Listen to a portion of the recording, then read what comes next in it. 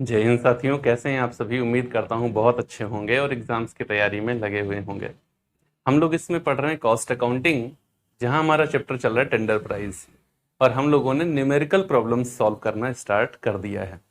पिछले 3 न्यूमेरिकल्स हम लोग कर चुके हैं साथ में मिलकर के। आज जो क्वेश्चन करने वाले हैं वो बहुत ही बेहतरीन क्वेश्चन है। उसके अंदर बहुत सारे चेंजेस हैं। मैंने एक कंडीशन बताई थी, जब टेंडर प्राइस डिटरमाइन करने से संबंधित सभी इंफॉर्मेशन हमको दी गई हो, तब टेंडर प्राइस कैसे निर्धारित किया जाता है। तो आज वह जो हम लोग क्वेश्चन करने वाले हैं उसमें हर एक कंडीशन के साथ हमें क्या चेंज करना है ये दिया हुआ है। उन सारे चेंजेस को लगा करके हमें एक टेंडर प्राइस बताना है, हमें एक कोटेशन बताना है कि उसका क्या मूल्य रहेगा। तो बहुत ही अच्छा क्वेश्चन होने वाला है आज जो हम लोग करने वाले हैं। आपसे बस इतना कहना है कि अगर आपको कंटेंट बेहतर लगे और आप चाहते हैं कि ये किसी अन्य तक को भी मिलना चाहिए, तो उस तक इसको शेयर करने में बिल्कुल भी अपने आप को मत रोकिएगा। तो चलिए बिना किसी विलंब के स्टार्ट करते हैं आज का क्वेश्चन। क्वेश्चन का पीडीएफ आपको हमारे Telegram channel commerce with Vedashira पे मिल जाएगा और यहाँ पर भी आपको दिख रहा होगा। क्वेश्चन के अंदर इंफॉर्मेशन कुछ इस प्रकार से दी गई है। दिया हुआ है, following information related to the production of a 2000 bicycle of Atlas Cycle Company Limited for the year ending 31st December 2003. Material consumed, direct wage, rent, tax, insurance of factory, office salary, journal expenses, selling expenses, sales, manufacturing expenses. Additional information, the company wants to supply 3000 bicycle. The tender is to be made at a profit of 10% on selling price. Find out the tender price after taking into consideration the following additional informations. क्या है additional informations? The price of the materials will be raised by 20% on the previous year's level. Material का rate 20% बढ़ जाएगा previous year से। Wage rates are expected to rise by 5%, मजदूरी 5% बढ़ जाएगी। Manufacturing expenses will rise in proportion to the combined cost of materials and wage, मतलब prime cost के ratio में ये बढ़ जाएगी। Selling expenses per unit will remain the same, selling price जो है वो पर यूनिट सेम रहेंगे। ओके। एंड नेक्स्ट कंडीशन में कहा है other expenses will remain unaffected by the rise in output. अन्य जो भी खर्च बचा वो उत्पाद से प्रभावित नहीं होगा, वो जितने रुपए का होता था उतने का ही होगा, वो पर यूनिट चार्ज नहीं किया जाएगा। ओके। तो ये क्वेश्चन बहुत अच्छा है। अब देखो एक बात बताता हूं मैं आपको। जैसे जब आपको टेंडर प्राइस कैलकुलेट करना हो, इस कंडीशन में जो एडिशनल इंफॉर्मेशन नीचे दी रखी होती है उसको यूनिट कॉस्टिंग करने में आप बिल्कुल भी मत पढ़िएगा, क्योंकि उसका कोई यूज ही नहीं होता है। यूनिट कॉस्टिंग में जब हम कॉस्ट शीट कर रहे होते हैं तो जितनी इंफॉर्मेशन ऊपर दी गई है उसी से हमारी कॉस्ट शीट बन जाती है। जब हम टेंडर प्राइस बनाने जा रहे होते हैं तब हमें कॉस्ट शीट की इंफॉर्मेशन और एडिशनल इंफॉर्मेशन दोनों चाहिए होती है। अगर आपने एक साथ सब कुछ पढ़ लिया और सब कुछ आपने दिमाग में भर लिया फिर आप कॉस्ट शीट बना रहे हैं तो कॉस्ट शीट आपकी गलत हो सकती है। इस वजह से ध्यान देना, जब कॉस्ट शीट कर रहे होते हैं तब केवल कॉस्ट शीट कर रहे हैं, नीचे एडिशनल इंफॉर्मेशन से में कोई मतलब नहीं है, क्योंकि वो कॉस्ट शीट पर लागू नहीं होती हैं, कॉस्ट शीट पर बिल्कुल भी अप्लाई नहीं होती। तो चलिए स्टार्ट करते हैं और हम लोग बनाते हैं कॉस्ट शीट।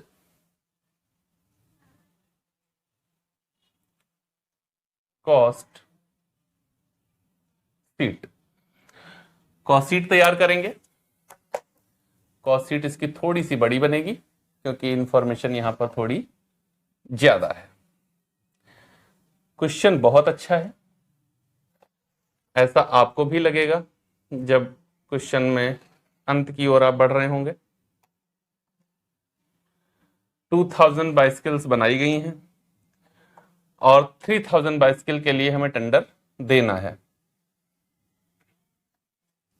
ओके।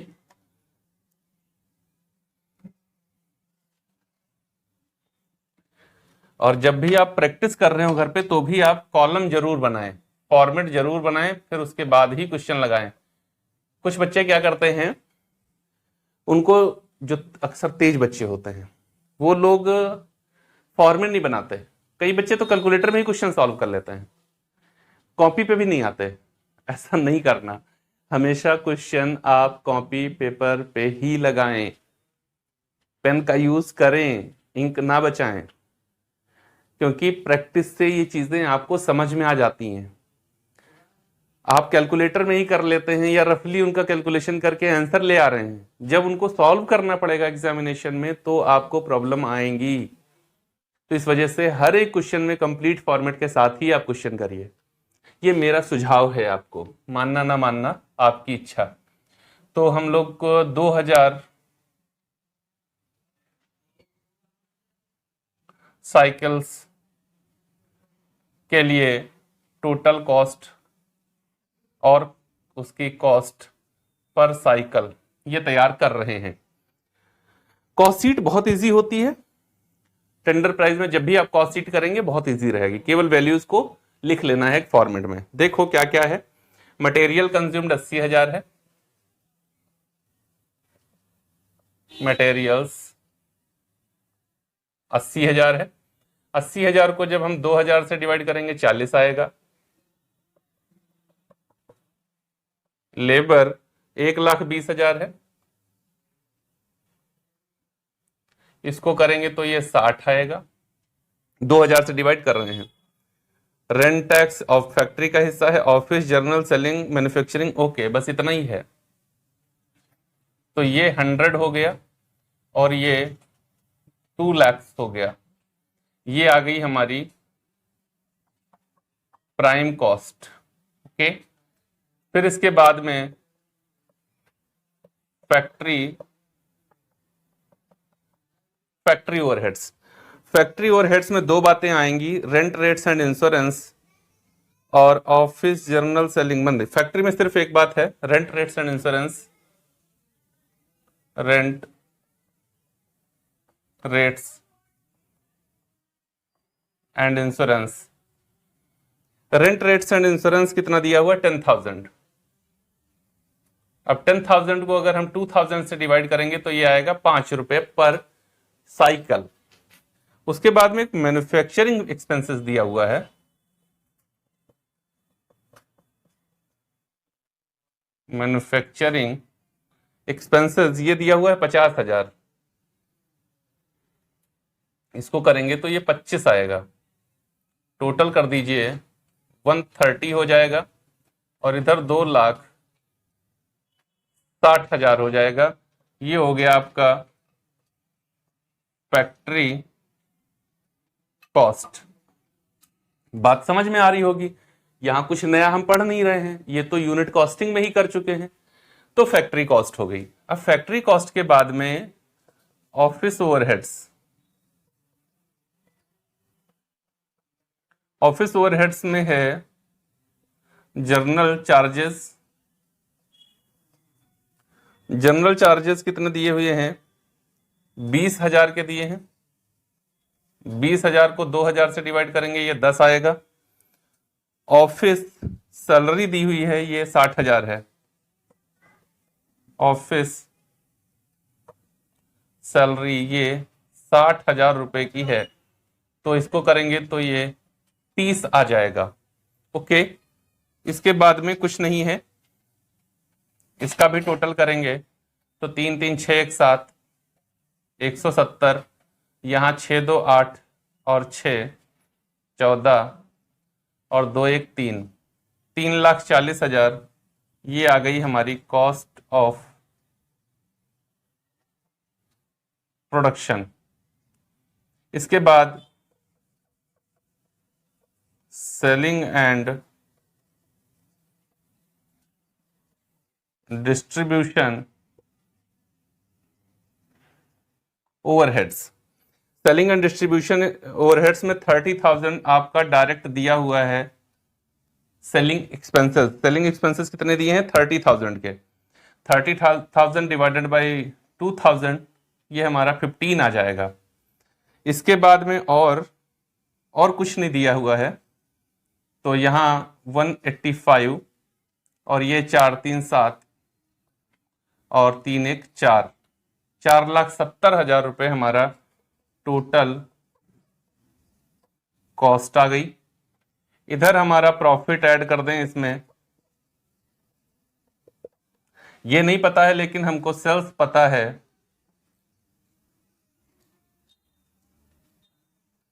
जब सेल्स पता है कितनी सेल्स है, 4 लाख रुपए की सेल्स है, 4 3 7 ये 370 आएगा, 470 नहीं 370, 4 लाख रुपए की सेल्स है, इसको करें तो ये 200 आएगा, यहां 15 आएगा और ये 30,000 आएगा।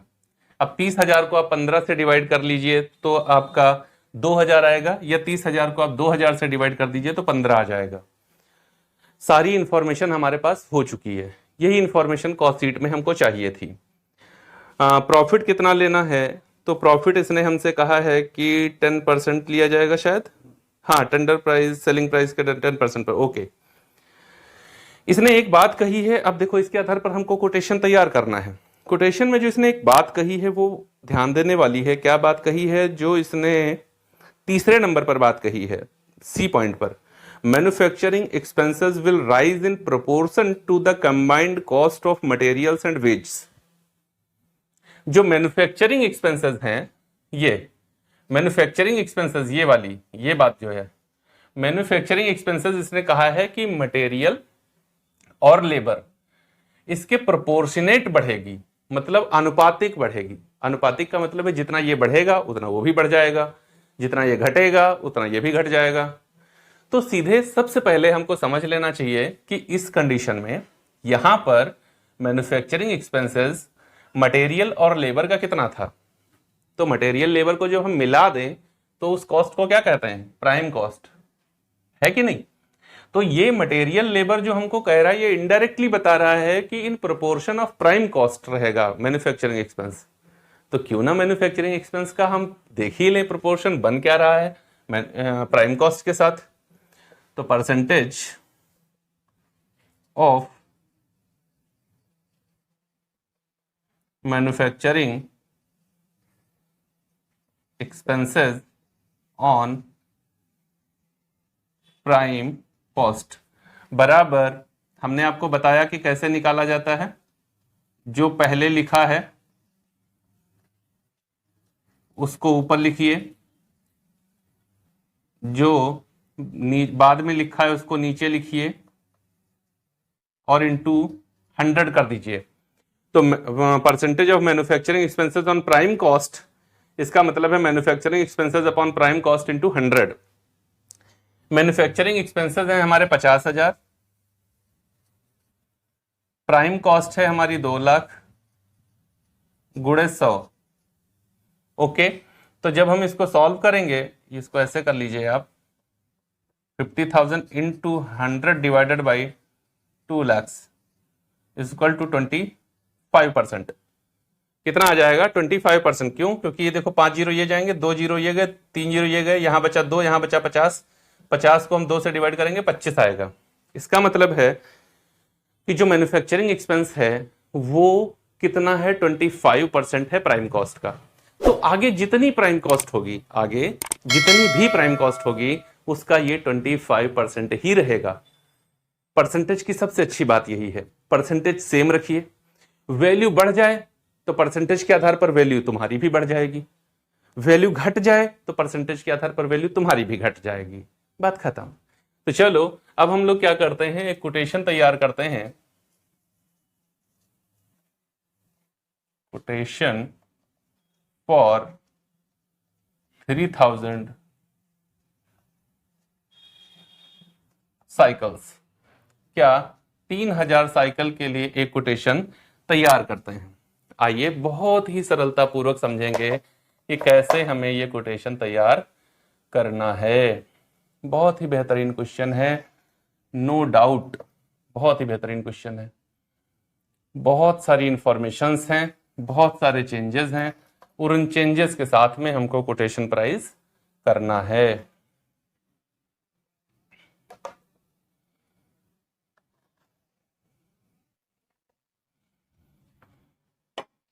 यहां पर पर्टिकुलर्स और ये अमाउंट।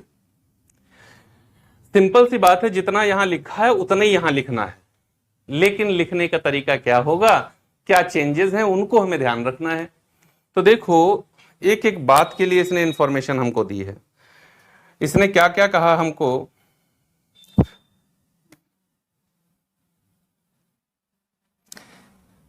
इसने बताया सबसे पहले हमको कि जो मटेरियल है वो 20% बढ़ जाएगा।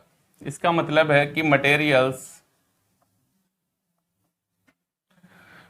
देखो कितना लगता था, 40 रुपए एक साइकिल में, कितना 40 रुपए, तो 40 गुणे अब तो 3000 साइकिल है, इसका मतलब कितना लगेगा, 4 तियां 12, 1,20,000 रुपए का मटेरियल, प्लस ये इंक्रीज भी हो रहा है, इंक्रीज बाई 20%। 1,20,000 का 20%, 12 दूना 24, 24,000 मटेरियल बढ़ जाएगा।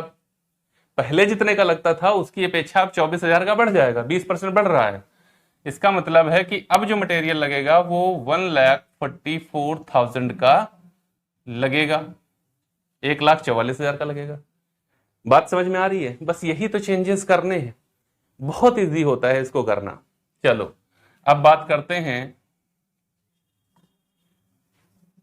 Direct labour. डायरेक्ट लेबर कितना, 60 रुपए लगता था, 60 गुणे 3,000, 1,80,000, कितना लगना चाहिए, 180। लेकिन नहीं, इसने दूसरे पॉइंट पर हमसे कहा है कि wage rate are expected to rise by 5%, add increase by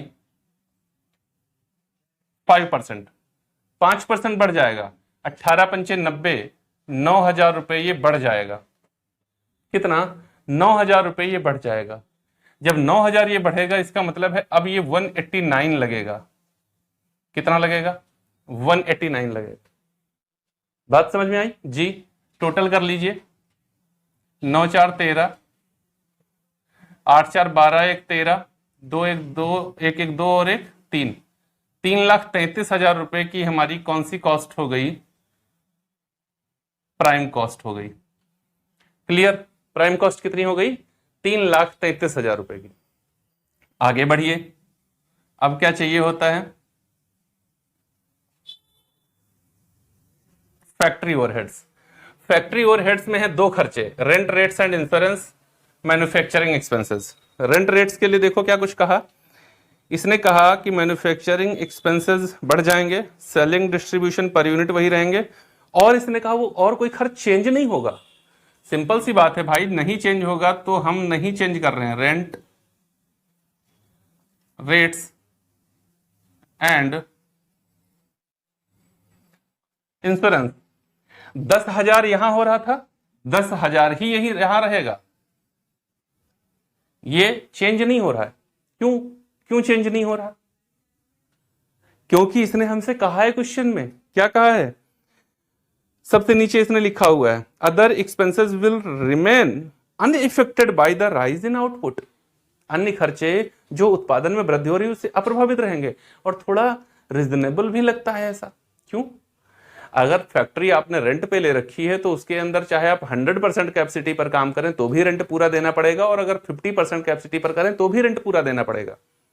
ऐसा तो नहीं कि 50% कैपेसिटी पर करेंगे। अगर मान लो आपने मकान मालिक से कमरा किराए पर ले रखा है, 15 दिन कमरे में रहते हैं, 15 दिन ताला पड़ा रहता है, आप अपने गांव में रहते हैं या कहीं अन्य रहते हैं, वहां नहीं रहते हैं, मकान मालिक को 15 दिन का पैसा दीजिए और ये कहिए कि हम तो 15 दिन रहे, 15 दिन तो ताला पड़ा रहा, मान जाएगा?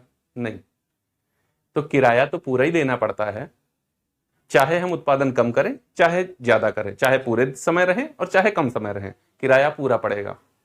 वो बढ़ता नहीं है, उत्पादन से प्रभावित नहीं होता, सो नहीं होगा, वही रहेगा। Next point, manufacturing expenses eight the rate 25% of prime cost. क्यों? ये क्या है, यहां देखो हमने कैलकुलेट कर रखा है कि मैन्युफैक्चरिंग एक्सपेंस जो होता है हमारा वो कितना होएगा, ऑलरेडी कैलकुलेटेड है। तो जब ऑलरेडी हमने कैलकुलेट कर रखा है इसको पहले से, उसने हमको बताया था क्या, उसने हमसे कहा था manufacturing expenses will rise in proportion to the combined cost of material and wage. तो मटेरियल और वेज की कंबाइंड कॉस्ट को क्या कहते हैं? प्राइम कॉस्ट, वही रहेगा। तो 3,33,000 पर इसको चार्ज कर लो, 85 के समथिंग आएगा, फिर भी कर लेता हूं 25, 83,250, 83,250 रुपीज टोटल कर लो। यहां पर 0, 5, 2, 6, 8, 1, 9, 3, 12, 3, 4, 4,26,250। ओके, एक बार मैं इसको कर लेता हूं, मैं भी ऐसे करके चेक कर लेता हूं। 4,26,250, ओके सही है। ये हो गया हमारा फैक्ट्री कॉस्ट। अब उसके बाद ऑफिस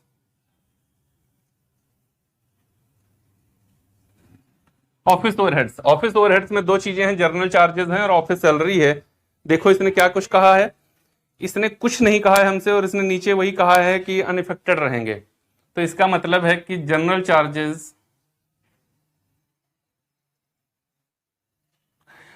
चार्जेस कितने थे हमारे? 20,000 थे, यहां पर भी 20 रहेंगे। और ऑफिस सैलरी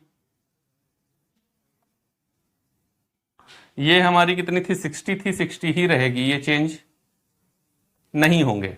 क्यों? क्योंकि इसने कहा है कि अनइफेक्टेड रहेंगे, चेंज नहीं होंगे।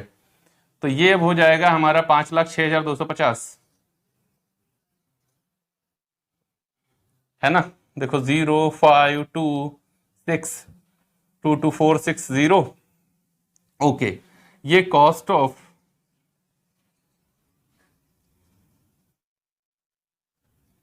प्रोडक्शन, क्या आएगा? 5,06,250 रुपीज। नेक्स्ट पॉइंट है सेलिंग एंड डिस्ट्रीब्यूशन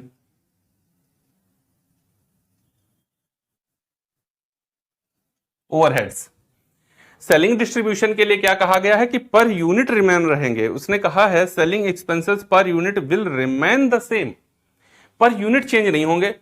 सेलिंग का खर्चा देखो पर यूनिट कितना होता था? 15 रुपए, तो पर यूनिट चेंज नहीं होगा। लेकिन जब वैल्यू बदल गई, यहां 2,000 की बात थी, यहां 3,000 की बात थी, तो अब ये 3,000 गुणे 15 होगा, तो वैल्यू बदल जाएगी। अमाउंट पर यूनिट नहीं बदलेगा, लेकिन वैल्यू बदल जाएगी। 15 थी, 45,000 रुपया अब लगेगा।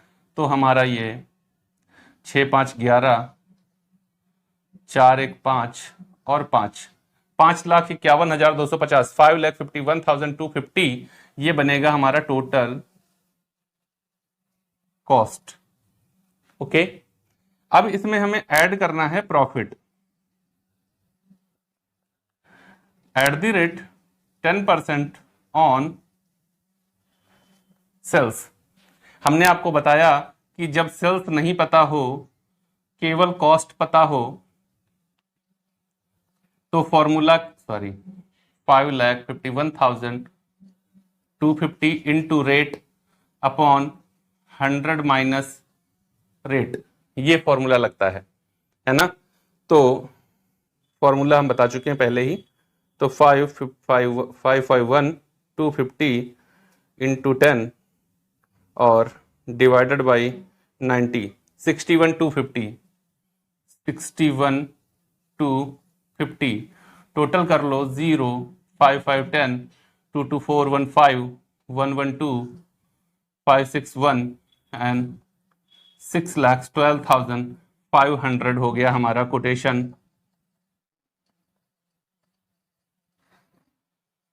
प्राइस। एक बार आंसर चेक कर लेता हूं चल करके। 6,12,500 एकदम एग्जैक्ट राइट आंसर।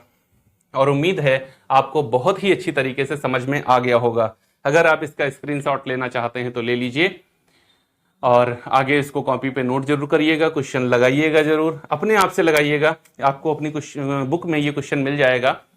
और नहीं मिले तो हमारे टेलीग्राम पे तो है ही है, आपके पास सोल्यूशन भी मिल गया है। अब इस वीडियो को देखने के बाद में आप खुद से इस क्वेश्चन को अपने आप सॉल्व करिएगा। अगर कहीं पर दिक्कत आती है, आंसर नहीं आता, तो फिर यहाँ से देखिएगा कि कहाँ प्रॉब्लम आई, देन चीज़ें आपको समझ में आएंगी। देखो, एक बार में केवल वीडियो देख लेने से आपका क्वेश्चन नहीं लगेगा एग्जाम में। अगर आप एग्जाम में क्वेश्चन लगाना चाहते हो ना, तो कोई भी वीडियो, कोई भी सोल्यूशन जब आपके टीचर ने आपको कोचिंग में पढ़ा दिया, ये सफिशियंट नहीं है। ये चीज़ें आपको मिल गई, इन आंसर आपके पास है, फिर प्रैक्टिस आप खुद से करिए। आंसर नहीं आए तो वहां से मैच करिए कि आखिर हमने गलती कहां पर करी है, तो आपको चीजें समझ में आएंगी। यदि वीडियो अच्छा लगा हो तो शेयर जरूर कर दीजिएगा और चैनल को सब्सक्राइब करना चाहें तो कर लीजिएगा। मिलेंगे अगले वीडियो में एक और बेहतरीन क्वेश्चन के साथ, तब तक के लिए जय हिंद दोस्तों।